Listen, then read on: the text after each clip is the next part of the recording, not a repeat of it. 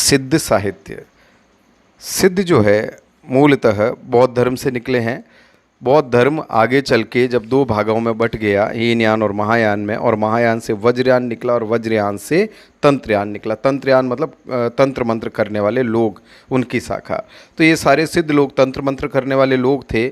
और ये सिद्ध जो है संख्या में 84 माने जाते हैं, 84 माने जाते हैं। उनमें सरहपा, सब्रपा, कणहपा, लुईपा, डोम्बीपा, कुकुरीपा, इन सब का नाम आता है। और इनकी क्या खास बातें थी, इनके धर्म में क्या क्या चलता था सिद्धों में। सिद्धों में एक तो प्रज्ञोपाय चलता है, यानी स्त्री पुरुष साथ रह सकते हैं, ये चीज़ चलती है। दूसरा पंचमकार चलते हैं। पंचमकार क्या? 5 चीज़ें जिनको आपको ग्रहण करना है, जिनको आपको जीवन में उतारना है। मद्य, मांस, मत्स्य, मैथुन, मुद्रा। इनका मतलब है आप मांस खा सकते हो और मदिरा पी सकते हो, ये तमाम चीज़ें इस टाइप से 5 काम है जो आप कर सकते हो।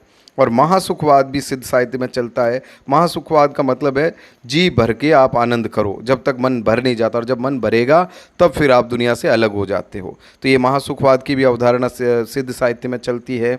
पंचबिडाल भी चलता है, वो 5 काम जो नहीं करने हैं, आलस्य, हिंसा, काम, विचिकित्सा और मोह, ये काम 5 काम नहीं करने, इनको पंचबिडाल कहा गया है। तो ये तमाम चीज़ें जो है ये सिद्ध साहित्य की इम्पोर्टेंट चीज़ें हैं। अब बच्चन सिंह जो प्रमुख आलोचक है हिंदी के, उन्होंने सिद्ध साहित्य के बारे में कहा है सहज्ञान वज्रयान की सिद्धावस्था है। ये सिद्ध साहित्य के बारे में इन्होंने टिप्पणी की है।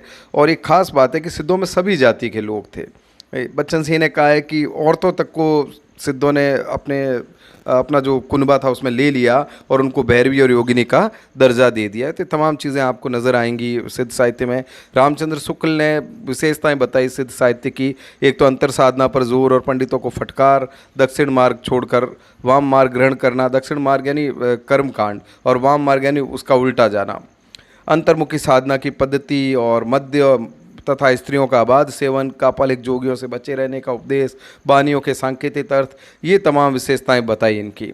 और रामचंद्र शुक्ल ने सिद्ध साहित्य में निर्वाण के 3 अवयव बताए हैं, शून्य, विज्ञान और महासुख, जिससे आपको स्वर्ग प्राप्त हो सकता है या जो है निर्वाण प्राप्त हो सकता है, मोक्ष प्राप्त हो सकता है, शून्य, विज्ञान और महासुख से। ये तमाम बातें इन्होंने कही है। तो इस प्रकार से जो सिद्ध साहित्य है वो बौद्धों से निकली हुई जो पंथ है सिद्धों का, उसका साहित्य है।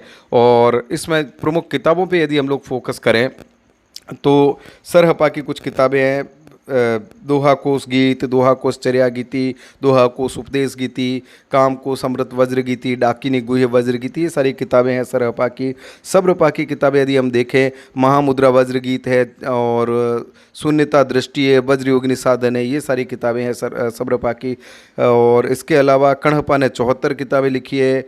और लुईपा जो है उनकी किताबें बुद्धोदय है और अभी समय विभग है, गीतिका है, ये तमाम रचनाएं लुईपा की। लुईपा को जो है सहज धर्म का प्रथम आचार्य बताया गया है चर्या विनिश्चय किताब में। डोम्बीपा जो है उन्होंने भी किताबें लिखी है, डोम्बी गीतिका, योगचर्या और अक्षद्वीकोपदेश, ये सारी इनकी रचनाएं हैं। और कुकुरीपा जो है उन्होंने भी 16 किताबें लिखी है। तो इस तरह से तमाम चीज़ें आपको नज़र आ जाएंगी। और जाते जाते एक बच्चन सिंह की टिप्पणी सिद्ध साहित्य के बारे में मैं आपको बता देता हूँ। अब सारे तंत्रवाद का मूल तत्व देह है, चाहे वह बौद्धों का हो, शैवों का हो या वैष्णव का। यानी बच्चन सिंह कहते हैं कि शरीर के ऊपर निर्धारित है सारी की सारी चीज़ें सिद्धों की। उन्होंने शरीर के ऊपर अनेक एक्सपेरिमेंट किए हैं और उसके आधार पर ही साधना के बहुत सारे सिद्धांत प्रस्तुत किए हैं।